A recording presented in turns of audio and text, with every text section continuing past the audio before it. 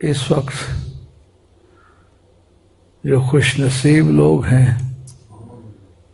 وہ حرمین شریفین کے ارادے سے رخصت ہو چکے ہیں، اور وہ بھی خوش نصیب ہوں گے جو اس کے بعد وہاں کی حاضری کے ارادے سے روانہ ہوں گے۔ مگر سب سے آخری دن 9 ذی الحجہ جو آج کے باقی فرائض یا احکام ہیں یا مناسک ہیں، ان میں سے اگر کوئی رہ جائے تو اس کا توڑ ہے، مگر 9 ذی الحجہ میدان عرفات میں ٹھہرنا اگر اس کو میسر نہیں آیا تو پھر اس کا حج رہ گیا، دوبارہ کرنا پڑے گا۔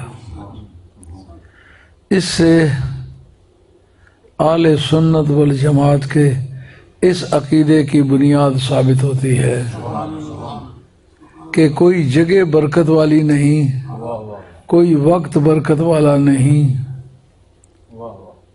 کوئی عمل برکت والا نہیں، اسی وقت وہ برکت والا عمل ہوا ہے یا جگہ ہوئی ہے یا وقت ہوا ہے جب کسی برکت والے نے اس عمل یا اس جگہ یا اس وقت کو اپنایا ہے۔ آج ہماری سوچ یہ ہے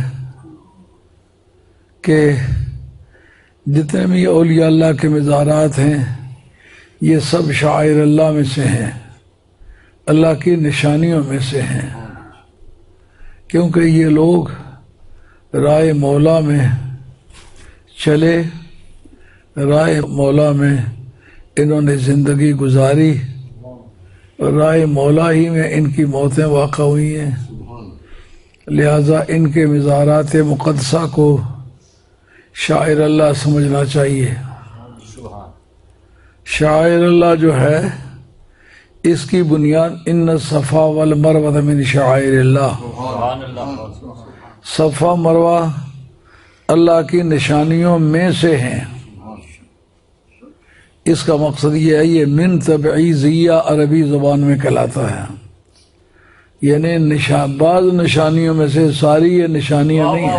سبحان اللہ، سبحان اللہ، کیا بات۔ اس کا مقصد یہ ہے کہ آپ اگر قانونی قیاس کو جانتے ہیں تو پھر آپ کو یہ پتہ ہونا چاہیے اصل میں جو بات پائی گئی ہے نا، جس وقت فرع میں کوئی بات اسی طرح کی پائی جائے تو فرع کو اصل پر قیاس کیا جا سکتا ہے۔ سبحان اللہ، شرط یہ ہے کہ فرع میں خود کوئی نص نہ آئی ہوئی ہو۔ نص سے کیا مراد ہے؟ قرآن کی آیت یا حدیث رسول پاک صلی اللہ علیہ وسلم یا اجماع، یہ تینوں نصوص کہلاتے ہیں علماء اصول کی زبان میں۔ یہ عام واعظ کی زبان نہیں ہے، یہ علمی زبان ہے۔ سبحان اللہ۔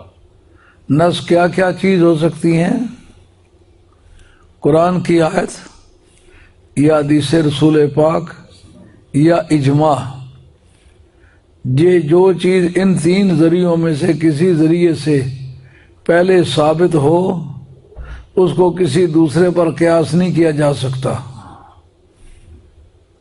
مثال کے طور پر آج ایک ولی اللہ کی قبر، اس کو ہم شاعر اللہ کہنا چاہتے ہیں، علت کیا ہے؟ جو سیدہ ہاجرہ کے صفا مروہ میں دوڑنے کی علت ہے اس کو اس کی اصل قرار دیا جائے گا۔ اس میں کیا خوبی تھی؟ جناب سیدہ ہاجرہ طیبہ طاہرہ سلام اللہ علیہا، آپ کو آپ کے میاں نے لکو دک بیابان میں، جہاں کوئی مونس و غم گسار نہیں، یہاں کوئی انسانی صورت کی آبادی نہیں ہے، نہ کوئی بازار ہے، نہ کوئی منڈی ہے، نہ کھانے پینے کی چیزیں وہاں ملتی ہیں، تو ایسی جگہ میاں نے جب چھوڑا تو یہ نہ کہہ سکیں اے ابراہیم علیہ الصلاۃ والسلام آپ مجھے کس کے حوالے کر جا رہے ہیں؟ میں ایک عورت ذات ہوں، جوان ہوں، صحت مند ہوں، بادشاہ کی بیٹی ہوں، غریب الوطن مسافر ہوں، آپ ہی میرا ایک سہارا ہیں، آپ مجھے چھوڑ کے جا رہے ہیں۔ چونکہ آپ کی پہلی اہلیہ محترمہ جناب سیدہ سارہ وہ شام میں تھیں، یہ ان کی چچیری لگتی تھی، اور دنیا بھر میں عورتوں میں سب سے زیادہ خوبصورت خاتون وہ گزری ہیں۔ صاحب مدارک نے لکھا ہے کہ حضرت یوسف علیہ السلام کا جو حسن تھا وہ اس دادی کا ورثہ تھا۔ آپ کو ادھر بھی جانا تھا، ان کو چھوڑ کے چلے گئے، بچہ معصوم ہے، شیر خوار ہے، ماں کچھ کھائے تو اس کی چھاتیوں میں دودھ آتا ہے، ماں کو جب کھانے کو کچھ نہ ملے تو چھاتیوں میں دودھ نہیں رہتا۔ اب وہ چلے گئے، بچہ دودھ کے بغیر نڈھال ہو رہا ہے، تو مائی صاحبہ کوشش کرتی میرے بچے کی زندگی کسی طرح بچ جائے۔ ماں امیر ہو یا غریب ہو، مقیم ہو یا مسافر ہو، وہ اپنی جان پر کھیل کے بچے کی جان بچانے کی ٹرائی کرتی ہے۔ مائی صاحبہ کیوں دوڑی ہیں؟ اس پہاڑی کے سرے سے دوڑی ہیں، گہرائی میں سے اتری ہیں، ادھر آ گئی ہیں، لیکن مائی صاحبہ نے یہ کام کیا کیوں ہے؟ اپنے خامد کی فرمان برداری کے لیے، جس کے بدل یہ عقیدہ تھا ان کا یہ اللہ کا پیغمبر ہے، جو کچھ اس نے کیا وہی یہ الہی کے مطابق کیا ہے، اس لیے مجھے اس پر کوئی شکایت کا کلمہ نہیں کہنا چاہیے، مقدور پر محنت کرنی چاہیے، مگر اپنے خامد کے بارے میں کوئی ہلکا جملہ نہیں بولنا چاہیے۔ کوئی شکایت کا کلمہ قرآن نہیں بتا سکتا، حدیث نہیں بتا سکتی، انسانی ہسٹری نہیں بتا سکتی کہ مائی صاحب نے کوئی شکایت کا کلمہ کہا ہو۔ اس سے کیا نتیجہ برآمد ہوتا ہے؟ جو خاتون حکم خداوندی کی پابند ہے اور اطاعت پیغمبر کی پابند ہے، وہ جن راہگزاروں سے دوڑ کے گزر جائے وہ راہ گزاریں بھی برکت والی بن جاتی ہیں، وہ اللہ کی نشانیاں بن جاتی ہیں۔